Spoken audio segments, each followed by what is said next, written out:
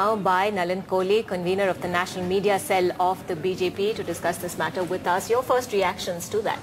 Well, I think the party has throughout been maintaining that the application of the NSA on Varun Gandhi was disproportionate and it was definitely vindictive.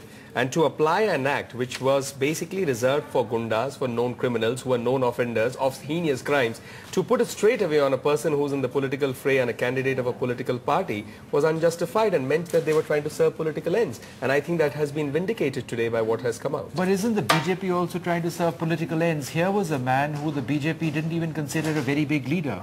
Today he's seen to be a rising star of the BJP, apparently after extremely vitriolic remarks against Muslims. Okay, let's speak about those so-called vitriolic remarks. First, the party clearly said that if they were true, and there's a big if, that we disassociate ourselves from it. Secondly, Varun himself has denied it. Now, till you conclusively prove that they were not, there's the other possibility that these tapes could have been doctored. How can you hold someone guilty of something that is under investigation without reaching to the full end? That's a point that's been brought up several times by your party. You actually see him mouthing those words, even if you can't actually hear him say those words out aloud. In some cases, you do even hear him say that. How can you then claim the case? Okay, many things. I mean, I've been a TV person myself, so I could tell you, you could doctor the voice, you could put it in then, edit it also literally word by word over somebody else. We've been television people also, and we know exactly how impossible it is to do that. It's extremely difficult. It may be difficult, it's not impossible. Between when it was released and when this entire scandal took place, you need some sort of world-class engineer and editor to do that. So therefore, shouldn't it be proved? There is an agency in this country that does do it conclusively and come to the idea whether it was doctored or not,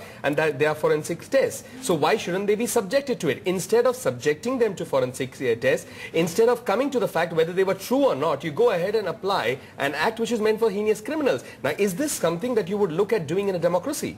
I mean, tomorrow this act could be used against candidates of any party, and this is not how a democratic process works, and that's why we respect the fact that it has come out today. The state government is challenging this. Certainly the state government has no choice, because the state government in the first place erred in using such a strong act, a disproportionate act, and a disproportionate charge. All right, let's just quickly get a Congress reaction in at this point. We spoke just a short while earlier to Janardhan Dwivedi, General Secretary of the Congress. Let's just hear what he had to say.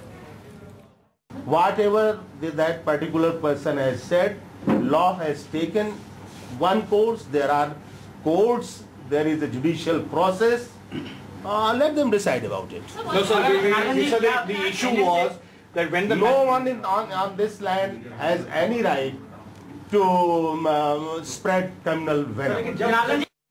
At this stage, Nalin, if just returning to this discussion, what is the BJP's advice to Varun Gandhi? Because we've seen that the BJP has told him after the court proceedings started taking place against him that, look, just tone down the rhetoric a little bit, be careful about what you say. So now that he seems to have got this reprieve, right, is it okay for him to go ahead and continue with his agenda? I don't know. I think the BJP as a party and as a responsible political party's advice remains to all its candidates that they should be careful about what they are saying. We would not like to break the model code of conduct. And whenever there is such a case, which could happen with any political party, we also then come out against the candidate and say this is not done. In this case, when Varun himself is denying it, how can we not give him the benefit of doubt and straight away pronounce him guilty because the media says so? There is a process, and we'll wait for the end of it. But it isn't entirely over either for Varun Gandhi yet. The state government could still decide to challenge the UP Advisory Board's decision. Certainly, and then as we have already knocked the doors of the Supreme Court, we would also follow the due legal process to see justice is done.